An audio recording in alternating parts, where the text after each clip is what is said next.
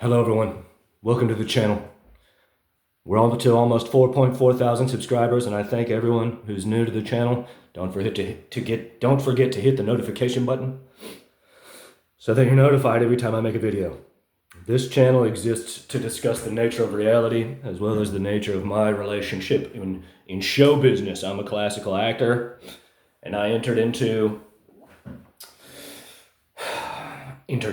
that's what Quentin did. I wrote Quentin Tarantino a series of letters about playing the lead in the movie Critic, which led to him canceling the film.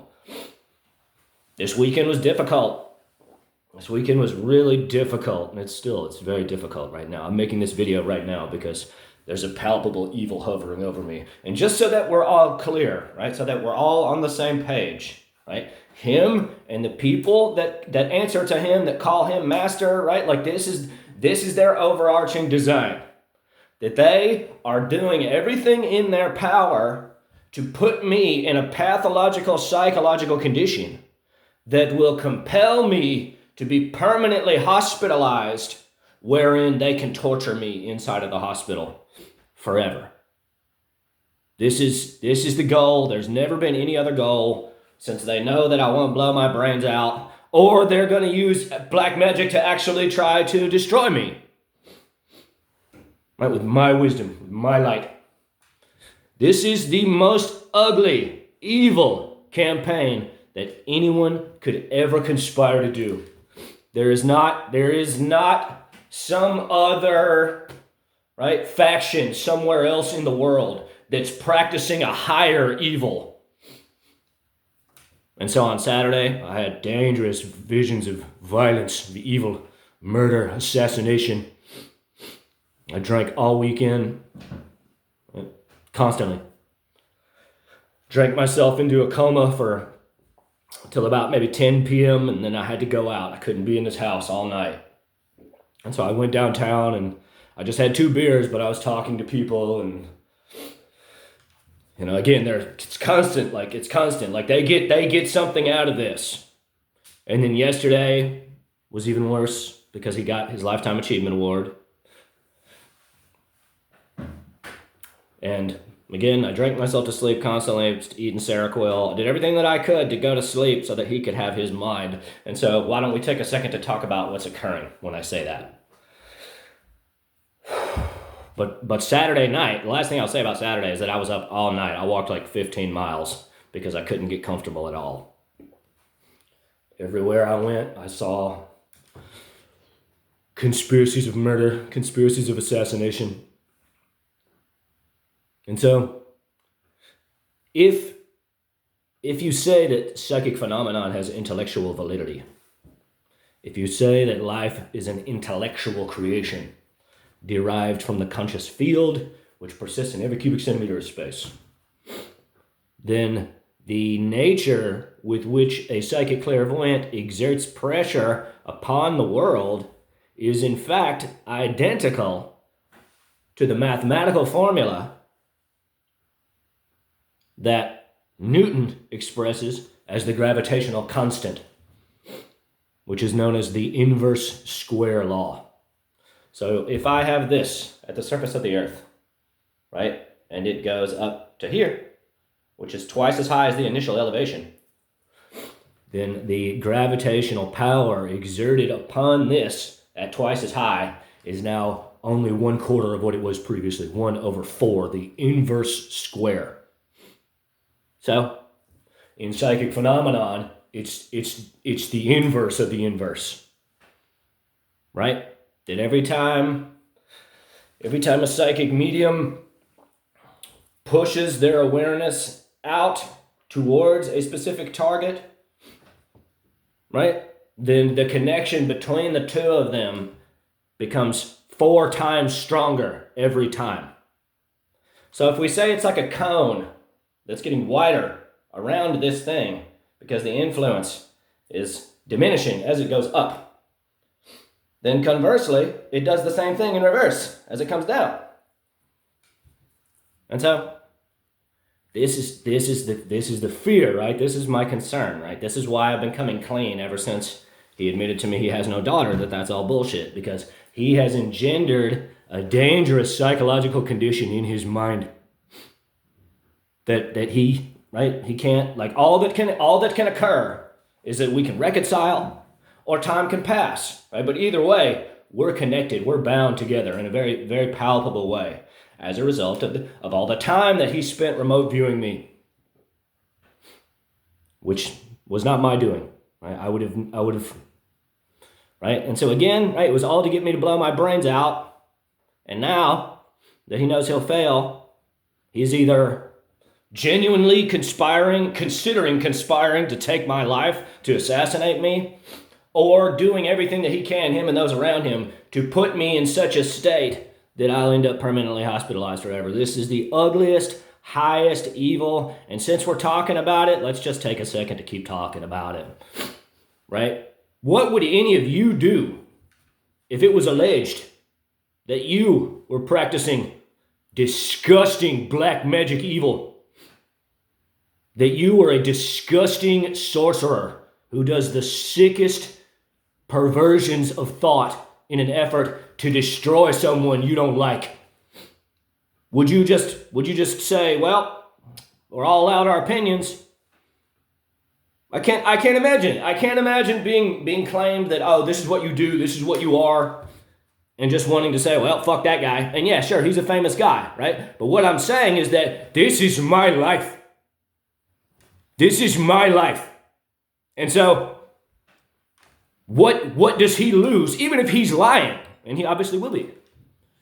What does he lose in making a statement publicly and saying, it's come to my attention what Brian's allegations are of me?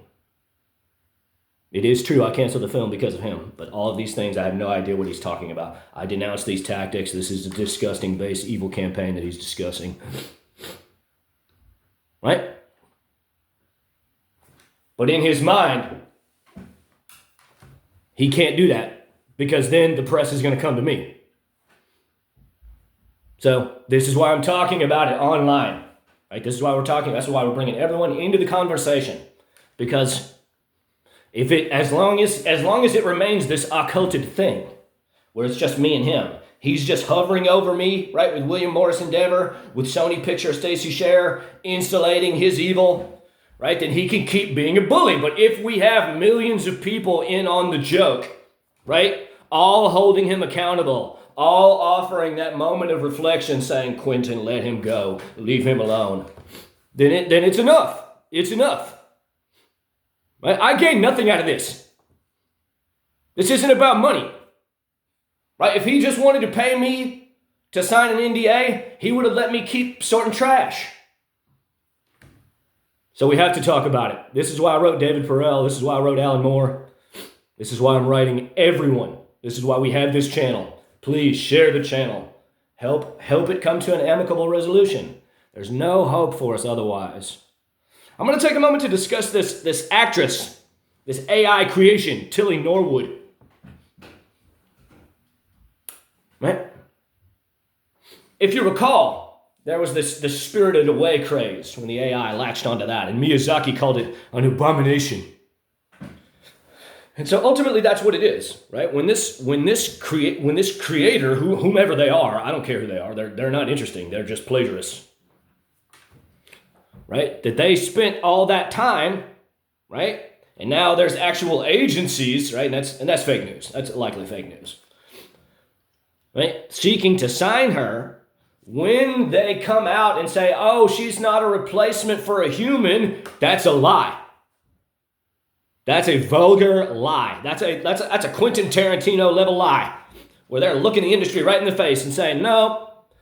And why do I say that? How do I know that? Let's just say that they're right. Whomever actually created this conjuration. If she's a piece of art, why don't you put an iPad on the wall of the Louvre and offer that to society? Say, here's a nice piece of art. Oh, wait, it took you 1,000 hours of work to make it, didn't it? Took you 10,000 hours of work, didn't it? It's not a you know, if there's really agencies considering signing her, which sounds ridiculous because she's not a real person, right? Which is to say they're signing the person who created her. right? Then the reality is that she is a threat to every actor in the industry. That if she can do it better, faster, cheaper, we'll all be out of a job soon enough. And I threw myself onto the breadline by being an idiot. But that's my right. So, that's my 2 cents on it. Tilly Norwood is a threat, 100%. Right? I could do, take my models, for instance. Right? A machine can make these, right? And it might be even faster or more efficient. So in that way, right, I'm replacing a machine. Why not for acting? Why can't a machine replace an actor in acting? It's not like anyone primarily shoots on celluloid film anymore.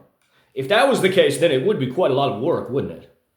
Where you'd have to print out every frame that they're in as a celluloid negative, right? And then inverse it to a positive, and then cut them, splice them onto the master that's actually screened, that's actually projected.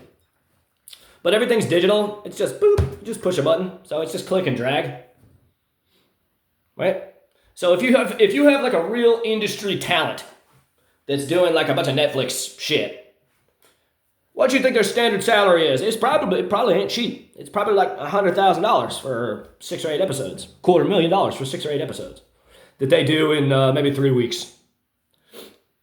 Right? What do you think? What is that going to mean to the industry when whomever utilizes Tilly Norwood and gets an equally acceptable performance out of something that they paid nothing to?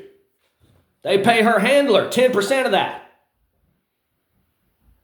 And they could talk to her, give her direction, all of it. What do you think? You think that's like, oh, it's just a cool piece of art? Like, no, it's just, right? And so this is the obvious direction that the industry has always been going. No one's ever been doing anything else, right? That inevitably, when we get to that point, some 90% of all content is going to be AI generated. You're going to have your prompt machine and say, I want to watch a movie where Frank Sinatra fucks Marilyn Monroe. Boom, an hour later, you got your custom movie. And that last 10% will be exponentially more money. It'll be far more exorbitant in price. And that small portion will be a night out at the theater or a movie projected with celluloid film. And so what's $5 a month for your AI generated content will be $150 a night for a real night of entertainment. And people will pay it. People will always pay it. It'll never be dead completely. But this is logic. It has nothing to do with, right? Of course, studios are going to pick efficiency. Of course, studios are going to pick concerning themselves with schedule. Right? They can feed those lines to Tilly Norwood, and she spits them out in 2 minutes, 1 minute, instantly, 1 second. Right? Well, she takes pregnant pauses, right? She's sweating, she's crying, right? Whatever it calls for, but they have to be specific in the action lines. So, it's a real shame, isn't it? But I suppose I'll go. I live in constant fear. These things that they subject me to is the most dangerous, ugly evil. That they destroy a piece of themselves thereby every time. I've talked about this before. Right? That you don't get to, you create an electrical membrane of intention, right? And when you push it out, right? Send it as a vortex, right? You scan yourself thereby. That's what happens, right? Because it emerges from your magnetic electrical body. It comes from your heart, right? As well as your brain. I can't control what they do. I can exude love in all of my actions, right? I can be devoted to good works. I can stay out of the way. Man, I took everything down. And they thought that it was more important to traumatize me constantly, every day. And so we have to talk about it every day. Like, comment, subscribe, share, see what's good in your life. Know that life is not an accident, and I look forward to showing you the next model. God bless.